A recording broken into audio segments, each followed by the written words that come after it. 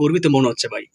মানে খেলা দেখছেন মনে হয়? এই হচ্ছে খেলা ভাই। বাংলাদেশের ক্রিকেটের অস্ট্রেলিয়ার বিপক্ষে অস্ট্রেলিয়ার কন্ডিশনে যেভাবে খেললো, অস্ট্রেলিয়াকে পুরো একদম নাকানি চুবানি কাঁপুনি ধরাই দিয়েছে ভাই। একটা পর্যায়ে ওরা বিরক্তি না হয়ে মেহেদী হাসান মিরাজের উপর তারা স্লেজিং শুরু করছে। মানে এটা আপনারা জানেন, সবকিছু দেখছেন শুনছেন ভাই। মানে কি বলবো ভাই, ক্রিকেট সেঞ্চুরিয়ান তানজিদ তামিম ভাই দুর্দান্ত সেঞ্চুরি তুলে নিছে। শান্ত 50 করছে, হাফ সেঞ্চুরি করছে, একটু জন্য হাফ আক্ষেপ যে সেঞ্চুরিটা মিস গেছে। মমিনুল হক 49 রানে আউট হয়ে গেছে ভাই। হোয়াট এ বাংলাদেশ ভাই! অস্ট্রেলিয়ার কন্ডিশনে অস্ট্রেলিয়ার বিপক্ষে সেকেন্ড টেস্টে প্রথম ইনিংসে এরকম বাংলাদেশে ভাই দেখতেও ভাই অবাক লাগে ভাই। মানে প্রতিপক্ষ দলকে, অস্ট্রেলিয়ার মতো দলকে পুরো একদম মানে বিরক্তকর বানায় ফেলাইছে ওদের।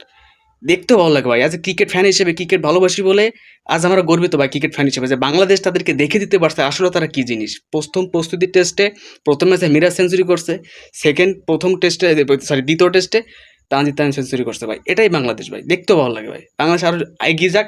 বাংলার যদি টিম আজকে হারে, এই যে টেস্ট টিমটা যদি হারে, তারপর ভাই কোনো দুঃখ থাকবে না, কারণ বাংলাদেশ অলরেডি জিতে গেছে। আপনি এটা ধরে নেন, কারণ দেখেন অস্ট্রেলিয়া তার বাংলাদেশকে মেহেদী হাসান মিরাজ এবং হাসান মোহাম্মদকে মানে তাদের পার্টনারশিপ ভাঙতেই পারতেছেন না, আউটই করতে পারতেছেন এখনও দায়িত্ব।